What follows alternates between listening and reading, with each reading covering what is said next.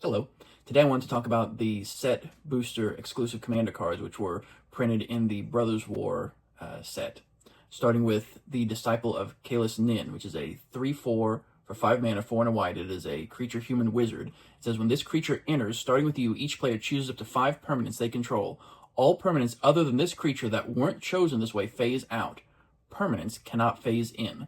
It's a 50-cent card. It has never been reprinted, played in just 1400 decks on EDHREC. It's worth noting that this doesn't say non-land permanents. So if your opponent wants to keep 3 lands from phasing out, they can only pick 2 non-land permanents to keep. And as long as this card remains on the battlefield, those permanents won't phase in. If something phases out for another reason, like Teferi's Protection, for example, then this card can prevent them from phasing back in. I'm running Disciple of Caelus Nin in my Arthur Marigold Knight deck. Cheating into play off of my commander's ability can give my opponents a moment of pause. They have to wonder, well, do I want to save non-land permanents to block, or do I want to save my lands so I can play spells to try and get rid of the Disciple of Caelus Nin? But the Disciple is honestly great in any blink strategy. There are 11,000 Brago decks on EDHREC, and the Disciple of Caelus Nin is played in hardly any of them. But yeah, the Disciple of Caelus Nin is played in just 1,400 decks on EDHREC. For comparison, Guardian of Faith is played in 57,200 decks. Purge Protection is played in 36,500 decks. Galadriel's Dismissal is played in 69,000 decks. Nice. Teferi's Protection is played in a whopping 569,000 decks. That's very nice. That is 17.6% of all white decks running Teferi's Protection. Clever Concealment is another one that's played in 133,000 decks, and it's played in 4% of all decks with white on EDHREC.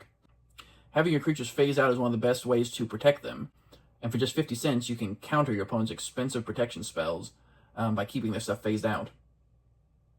Rootpath Purifier is next. It's a 3/4 for 4 mana, 3 and a green. It is a creature elf druid. Lands you control and land cards in your library are basic. So this started out as a $25 card, but during the last 3 years it's gradually lost value. It's sitting at around a $5 card now, hasn't seen any reprints yet, so this decline was just not living up to the hype. It's played in 9,300 decks, played in 29% of Titania Voice of Gaia decks, and 18% of Lumra Bellow of the Woods decks. Rootpath Purifier is a combo with Fabled Passage plus Wheel of Sun and Moon. You can get infinite landfall triggers this way. You sacrifice Fabled Passage, Wheel of Sun and Moon will put on the bottom of your library, and then you can search for Fabled Passage and put it into play. If you control 3 other lands, you can untap the Fabled Passage and do it again, as many times as you want. Rootpath Purifier is an awkward card to build around, though. Non-basic land tutors are just stronger in a vacuum.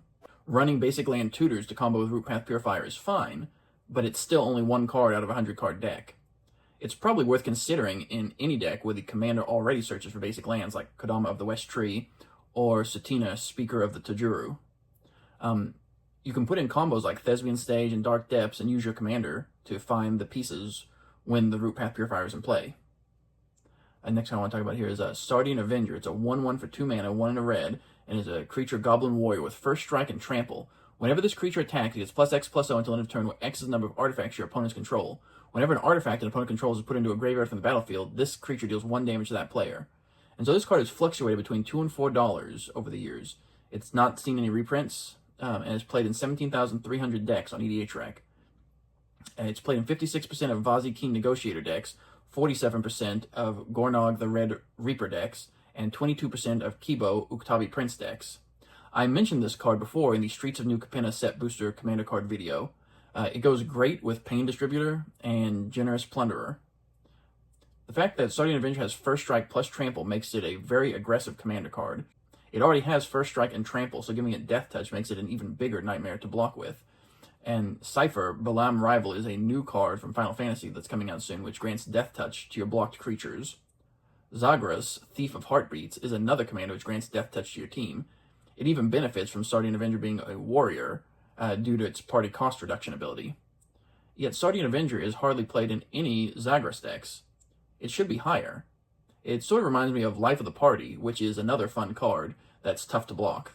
It's worth noting that these are combat triggers, so they stack off of multiple combat steps.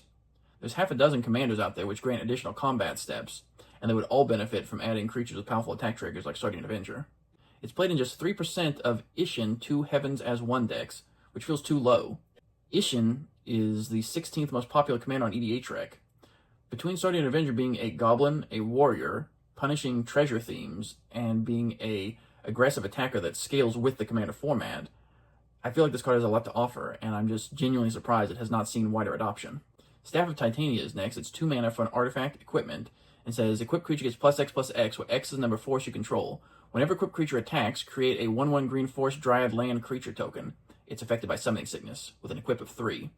This card is yet to see a reprint. It started out as a $5 card, but has crept up in price over the last few months. Landfall strategies from Final Fantasy and Edge of Eternities have caused the price to jump to $8.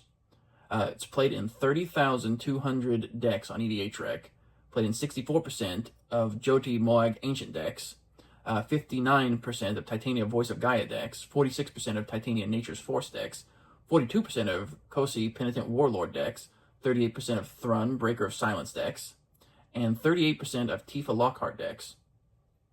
When you compare Staff of Titania to similar equipment like Sword of the Animus, that's played in 306,000 decks on EDHREC.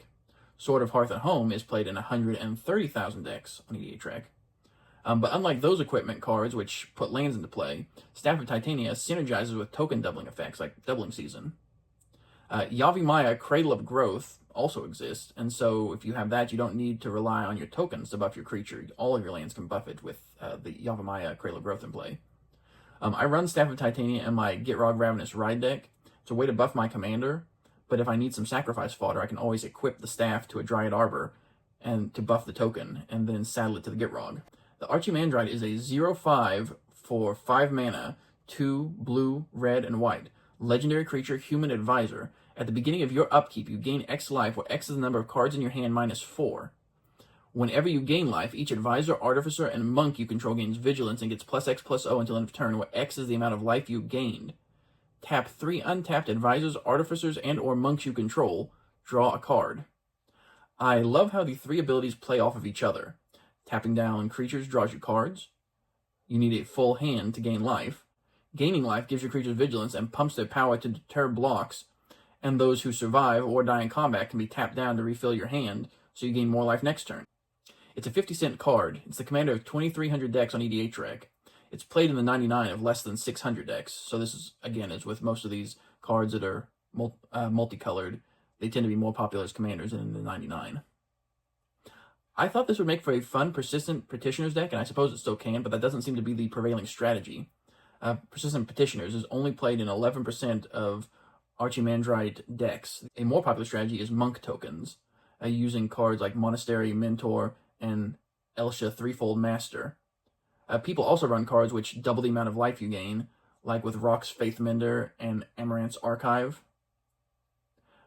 True Conviction is a popular way to gain life and take advantage of the +X/+0 power boost. This deck cares about the amount of life gained, so Burst of Life gain like Sun's Bounty can be turned into powerful pump spells. If you like taking suboptimal cards and giving them a fresh twist, the Archimandrite may be the deck for you. The Brothers War is next. This is 4 mana for an enchantment, 3 and a red for Enchantment Saga. As this saga enters and after your draw step, add a lore counter, sacrifice after 3. So the first chapter, create 2 tapped Power Stone tokens. Chapter 2, choose 2 target players until your next turn. Each creature they control attacks the other chosen player each combat if able. And Chapter 3, this saga deals X damage to any target and X damage to any other target where X is the number of artifacts you control. It was so frustrating to try and gather information on this card. The card name is the same as the set expansion, so you look up The Brothers War and all you see is all the cards and people talking about the set, not this specific card. This card costs about $1. It has never been reprinted and sees play in 6,500 decks on EDHREC. It's played in 14% of Chisgoria Forge Tyrant decks and 8% of Alebo Ancient Witness decks. Seems worth including in Sigurd, Jarl of Ravensthorpe decks, since it cares about sagas and wants to be attacking. It's in a weird space, and it's an enchantment that wants to be played in a deck with artifact synergies. Next card here is Titania Nature's Force. It's a 6/6 for 6 mana, 4 green, legendary creature elemental. It says you may play Forest from your graveyard. When a force you control enters, create a 5/3 green elemental creature token, and whenever an elemental you control dies, you may mill 3 cards. So this started out as a $10 card. It slowly rose to a $14 card before getting reprinted in the Duskborn Commander decks. That caused the price of the original card to tank to $2. Copies from the Duskborn deck are even cheaper, they're just $1. So it's never been cheaper. Now's the time to pick it up. It's the commander of 1900 decks on EDHREC, but it's much more popular than the 99. It's played in 29,000 decks, played in 75% of Titania Voice of Gaia decks, 52% of Titania Protective Argoth decks, and 55% of Winter Cynical Opportunist decks, which makes sense because that's where the card was reprinted. It's also in 46% of 6 decks, which would be 2.8, so nearly 3. It's in half of 6 decks.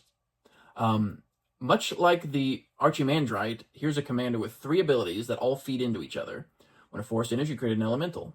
When the elemental dies, you mill cards and hope you mill a forest, which can then be played from your graveyard to create another elemental.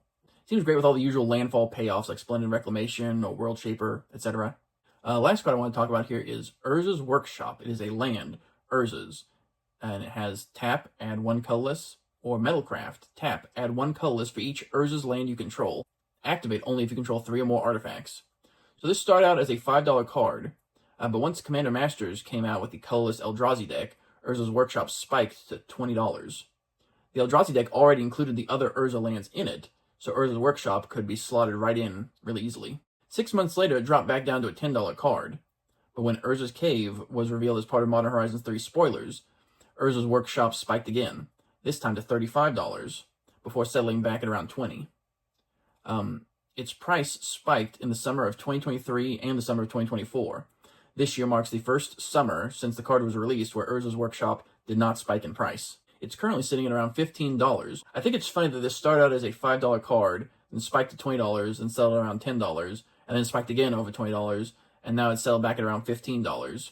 I think people are catching on that all it takes is a little push to send a card like this spiking. And considering that it was printed only in set and collector boosters for the Brothers War, the supply is surprisingly small. It's played in 49,400 decks on EDHREC, mainly in colorless commander decks, which are always looking for new options. Played in 60% of Karn Legacy Reforged decks, which feels very thematic. Played in 53% of Liberator Urza's Battlethopter decks, which again also feels very thematic. 52% of the Capelline Triad decks, and 48% of Zolodoc Voidgorger decks. The Urza lands were never really meant for Commander. It's a singleton format, and your goal with the Urza lands is to max out the number of copies of each land to maximize their effectiveness. Urza's Workshop is a nice callback to Urza and the Urza lands. I think that these cards did a great job paying homage to the history of the Brothers' War. Thank you so much for listening. Were any of these cards a surprise to you? Any you think you're including in your decks? I know I like playing Staff of Titania in my Gitrog Ravenous Ride deck. The Archimandrite turned out to be a real surprise. I was not expecting it to be that fun or innovative. I feel like this card has a lot to offer and uses a lot of cards in unique ways that I think would be fun to build around. I might have to do that at some point.